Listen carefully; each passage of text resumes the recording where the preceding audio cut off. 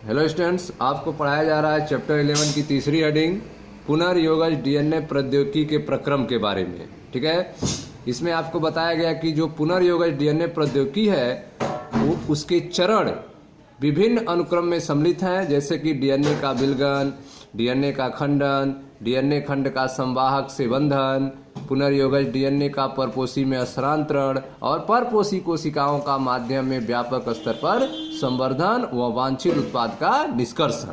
इतने स्टेप में इसको बांटा गया है। तो पिछले वीडियो में हमने पहला स्टेप आनुवांशिक पदार्थ डीएनए का पृथक्करण, दूसरा स्टेप डीएनए को विशिष्ट स्थलों पर काटना और तीसरा स्टेप पीसीआर का उपयोग करते हुए लाभकारी जीन का प्रवर्धन कंप्लीट कर दिए हैं। आइए देखते हैं चौथे स्टेप के बारे में।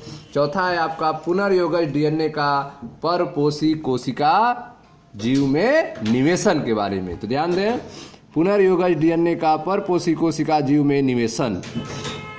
बधे हुए डीएनए को आदाता कोशिका में प्रवेश कराने की अनेक विधियां हैं। ठीक है, जो बधा हुआ डीएनए है उसको, ठीक है, रिकॉम्बिनेंट डीएनए को आदाता कोशिका में प्रवेश कराने की अनेक विधियां हैं। ठीक है, जिसके बारे में आपको बताया गया है टूल्स में। यह कार्य जब आदाता कोशिका अपने चारों तरफ स्थित डीएनए को धारण करने में सक्षम हो जाए तब किया जाता है। ठीक है, तो जो आदाता कोशिका है वह चारों तरफ से डीएनए को धारण करने के लिए जब सक्षम हो जाता है तब जो है यह कार्य किया जाता है। उसके अंदर रिकॉम्बिनेंट डीएनए को डाला जाता है। ठीक है, यदि पुनर्योगज डीएनए को जिसमें प्रतिजैविक जैसे कि एम्पिसिलिन के प्रति प्रतिरोधी जीन स्थित होता है, यदि पुनर्योगज डीएनए को जिसमें प्रतिजैविक एम्पिसिलिन के प्रति प्रतिरोधी जीन स्थित होता है ई कोलाई कोशिका में स्थानांतरित किया जाए तो परपोषी कोशिकाएं प्रतिरोधी कोशिकाओं में रूपांतरित हो जाती हैं। ठीक है, तो जो ई कोलाई कोशिका में अगर आप एम्पिसिलिन रेजिस्टेंस रिकॉम्बिनेंट डीएनए को डाल देंगे तो इससे क्या होगा कि ई कोलाई कोशिकाओं में स्थानांतरित किया जाए तो परपोषी कोशिकाएं जो हैं वह प्रतिरोधी कोशिकाओं में रूपांतरित हो जाती हैं। ठीक है, यदि रूपांतरित कोशिकाओं को युक्त एगार प्लेट पर फैलाया जाए तो केवल कोशिकाएं ही विकसित हो पाती हैं। ठीक है, यदि रूपांतरित कोशिकाओं को युक्त एगार प्लेट पर फैलाया जाए तो केवल कोशिकाएं ही विकसित हो पाती हैं, जबकि अरूपांतरित आदाता कोशिकाओं की मृत्यु हो जाती है। ठीक है, जो अरूपांतरित आदाता कोशिकाएं हैं वो मर जाती हैं, लेकिन जो रिकॉम्बिनेंट हो चुकी हैं, जो रेजिस्टेंस हो चुकी हैं, वह बच जाती है। ठीक है, प्रतिरोधी जीन के कारण कोई भी एम्पिसिलिन की उपस्थिति में रूपांतरित कोशिकाओं का चयन कर सकता है। ठीक है, तो प्रतिरोधी जीन के स्टूडेंट्स आप देख रहे हैं कि जो प्रतिरोधी जीन के कारण कोई भी एम्पिसिलिन की उपस्थिति में रूपांतरित कोशिका का चयन कर सकता है। इस मामले में प्रतिरोधी जीन को वर्ण योग्य चिन्हक कहते हैं। इस मामले में जो प्रतिरोधी जीन होता है उसे सेलेक्टेबल मार्कर कहते हैं। ठीक है, तो इस तरह से आप देख रहे हैं कि बधे हुए डीएनए को आदाता कोशिका में प्रवेश कराने की अनेक विधियां हैं और यह कार्य जब आदाता कोशिका अपने चारों तरफ स्थित डीएनए को धारण करने में सक्षम हो जाता है तब किया जाता है। ठीक है, यदि पुनर्योगज डीएनए को जिसमें प्रतिजैविक अर्थात एम्पिसिलिन के प्रति प्रतिरोधी जीन स्थित हैं तो ई कोलाई कोशिका में स्थानांतरित किया जाए तो परपोषी कोशिकाएं प्रतिरोधी कोशिकाओं में कन्वर्ट हो जाती हैं, रूपांतरित हो जाती हैं। यदि रूपांतरित कोशिकाओं को युक्त एगार प्लेट पर फैलाया जाता है तो केवल कोशिकाएं, ठीक है, तो केवल कोशिकाएं ही विकसित हो पाती है, जबकि और रूपांतरित आदाता कोशिकाओं की मृत्यु हो जाती है। प्रतिरोधी जीन के कारण कोई भी एम्पिसिलिन की उपस्थिति में रूपांतरित कोशिकाओं का चयन कर सकता है। इस मामले में प्रतिरोधी जीन को वर्ण योग्य चिन्हक कहते हैं, सेलेक्टिव मार्कर कहते हैं। स्टूडेंट्स, इस तरह से आपने देखा कि कैसे जो है पुनर्योगज डीएनए को परपोषी कोशिका में निवेशन करेंगे। आइए देखते हैं पांचवी इसकी चरण, बाहरी जीन उत्पाद को प्राप्त करना। कैसे बाहरी जीन उत्पाद को प्राप्त करेंगे तो देखें ध्यान से, जब आप विजातीय डीएनए खंड का क्लोनिंग संवाहक में निवेश कराकर किसी भी विजातीय डीएनए खंड का क्लोनिंग संवाहक में निवेश कराकर किसी भी जीवाणु, पौधे या जंतु कोशिका में स्थानांतरित करते हैं तो विजातीय डीएनए इनमें गुणित होने लगता है। तो जो विजातीय डीएनए होता है, फॉरेन डीएनए होता है, वह मल्टीप्लाई होने लगता है। तो यदि आप विजातीय डीएनए खंड का क्लोनिंग संवाहक में, ठीक है, क्लोनिंग संवाहक में निवेश कराकर किसी भी जीवाणु, पौधे या जंतु कोशिका में स्थानांतरित करते हैं तो विजातीय डीएनए इनमें गुणित होने लगता है। लगभग सभी पुनर्योगज प्रौद्योगिकियों का अंतिम उद्देश्य वांछित प्रोटीन का उत्पादन करना ही होता है। ठीक है, तो जितने भी रिकॉम्बिनेंट टेक्नोलॉजी होते हैं उनका लास्ट जो टारगेट होता है वह अपने इच्छा के अनुसार वांछित प्रोटीन का उत्पादन करना ही होता है। इसके लिए पुनर्योगज डीएनए के अभिव्यक्त होने की आवश्यकता होती है। इसके लिए किसकी आवश्यकता होती है? पुनर्योगज डीएनए को अभिव्यक्त होने की आवश्यकता होती है। बाहरी जीन उपयुक्त परिस्थिति में अभिव्यक्त होते हैं। बाहरी जीन जो है वह उपयुक्त परिस्थितियों में अभिव्यक्त होते हैं। बाहरी जीन की परपोषी कोशिकाओं में अभिव्यक्ति को समझने के लिए कई तकनीकी बातों को विस्तार पूर्वक जानना जरूरी है।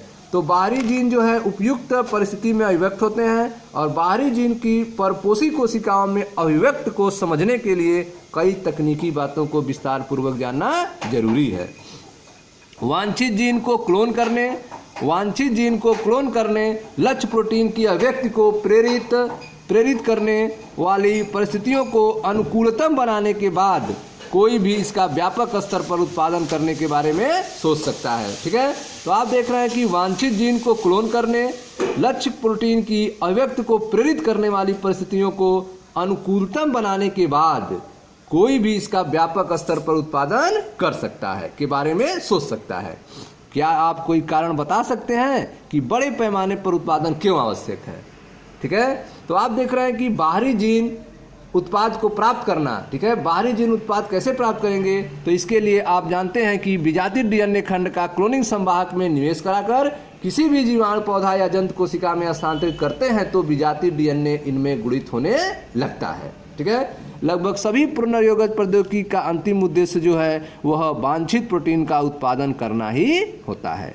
इसके लिए पुनर्योगज डीएनए के अभिव्यक्त होने की आवश्यकता होती है। बाहरी जीन उपयुक्त परिस्थिति में अभिव्यक्त होते हैं। बाहरी जीन की परपोषी कोशिकाओं में अभिव्यक्त को समझने के लिए कई तकनीकी बातों को विस्तार पूर्वक जानना जरूरी होता है। वांछित जीन को क्लोन करने, लक्ष्य प्रोटीन की अभिव्यक्ति को प्रेरित करने वाली परिस्थितियों को अनुकूलतम बनाने के बाद कोई भी इनका व्यापक स्तर पर उत्पादन के बारे में सोच सकता है। क्या आप कोई कारण बता सकते हैं कि बड़े पैमाने पर उत्पादन क्यों आवश्यक है? देखें ध्यान से, यदि कोई प्रोटीन कूट लेखन जीन किसी विषम जात परपोषी में अभिव्यक्त होता है तो इसे पुनर्योगज प्रोटीन कहते हैं। ठीक है, यदि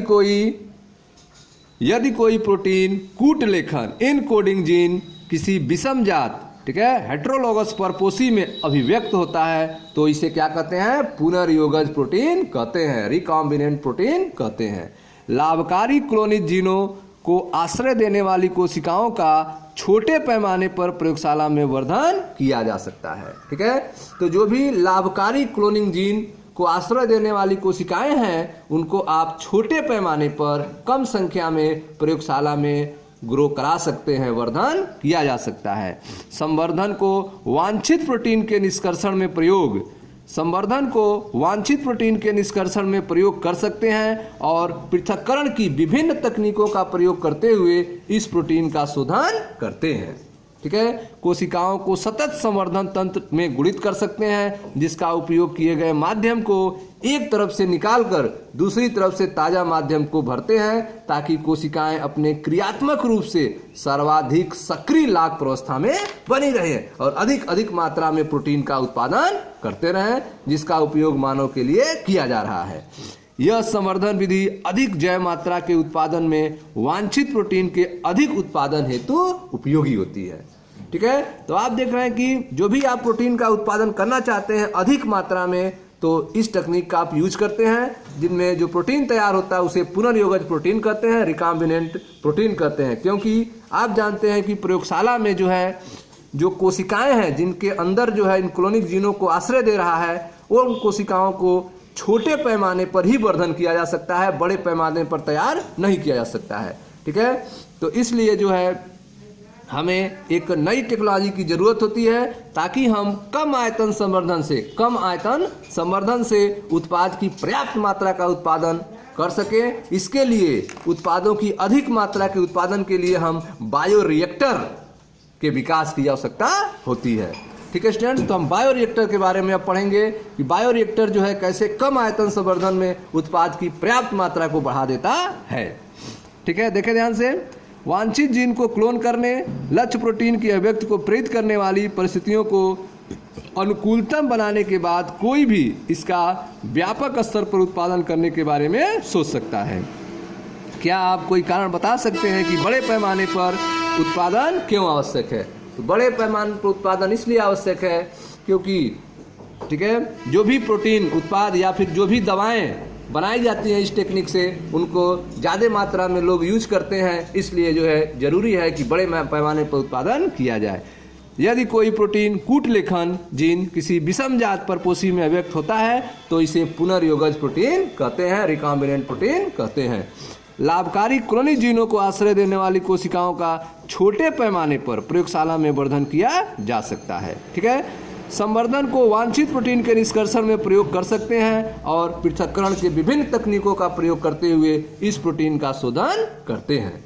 कोशिकाओं को सतत संवर्धन तंत्र में गुणित कर सकते हैं, जिसका उपयोग किए गए माध्यम को एक तरफ से निकालकर दूसरे तरफ से ताजा माध्यम को भरते हैं ताकि कोशिकाएं अपने क्रियात्मक रूप से सर्वाधिक सक्रिय लाग एक्सपोनेंशियल प्रावस्था में बनी रहे, अधिक मात्रा में प्रोटीन का उत्पादन करती रहे। यह संवर्धन विधि अधिक जैव मात्रा के उत्पादन से वांछित प्रोटीन के अधिक उत्पादन हेतु उपयोगी होता है। ठीक है, कम आयतन संवर्धन